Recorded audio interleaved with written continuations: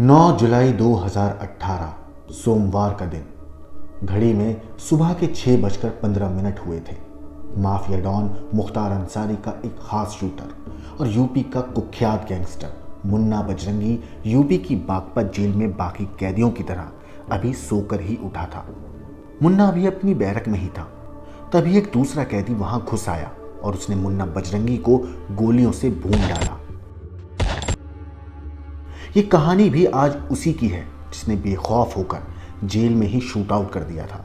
इस हत्याकांड से पूरा देश सकते में था और जिस कैदी ने मुन्ना बजरंगी को गोली मारी उस कैदी का नाम था सुनील राठी। नमस्कार, मेरा नाम है मोहम्मद आसिम और आप देख रहे हैं क्राइम तक।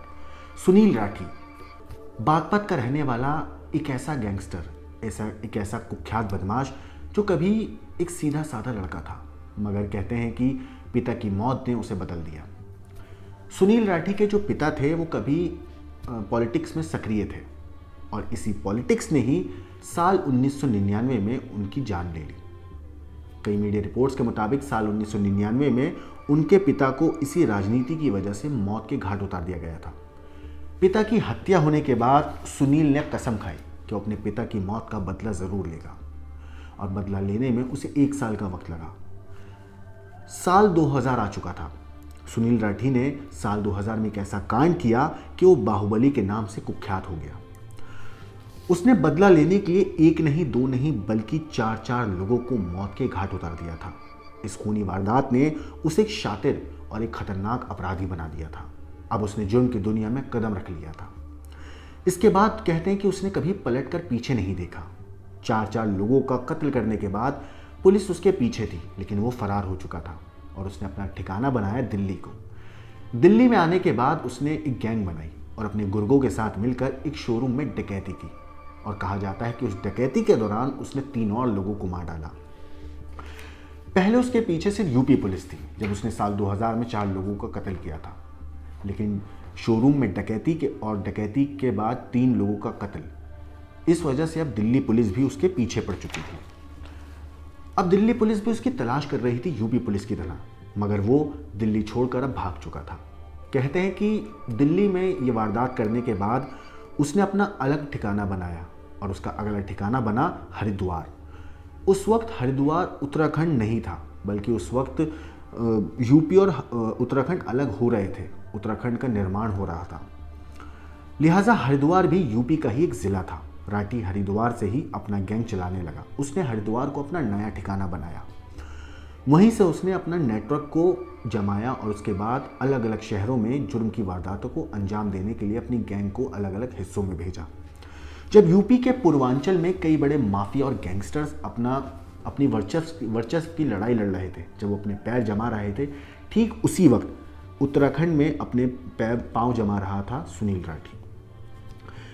लेकिन सुनील राठी उत्तराखंड में पांव हल्के हल्के जमा ही रहा था कि उसका नाम एक कारोबारी के माँ बाप के कत्ल से जुड़ा और उसके बाद किसी तरीके से पुलिस ने उसे गिरफ्तार कर लिया।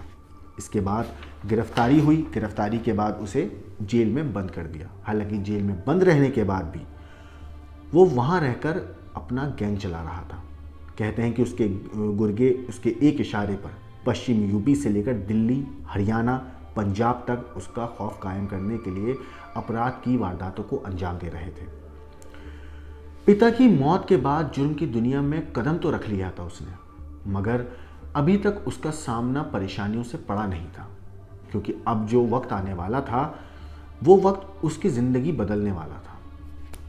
दरअसल सुनील राठी के पिता के हत्यारों को ख़त्म करने के बाद उसका असर अब उस पर दिखने लगा था। वो जुर्म में पूरी तरीके से लिप्त हो चुका था। पश्चिमी यूपी का ही मगर एक और डॉन था, एक और बदमाश था जिसका नाम था चीनू पंडित। वो भी जेल में बंद था जहां सुनील राठी को रखा गया था। अब उस जेल में अपने रौब की इन दोनों के बीच में लड़ाइयाँ शुरू हो गई थी। दोनों अपना रौब दिखाना चाहते थे कि मैं बड़ा, चीनू बोलता था मैं बड़ा, सुनील बोलता था मैं बड़ा। इन दोनों के बीच जेल में ही कई बार खूनी संघर्ष भी हुआ।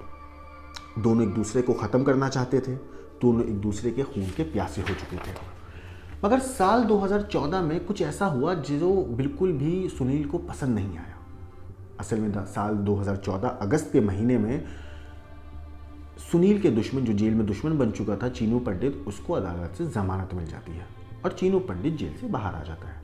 ये बात सुनील को बिल्कुल पसंद नहीं आई, तो उसने एक प्लान बनाया। उसने अपने गुर्गों को चीनू पंडित को मारने के लिए बोला।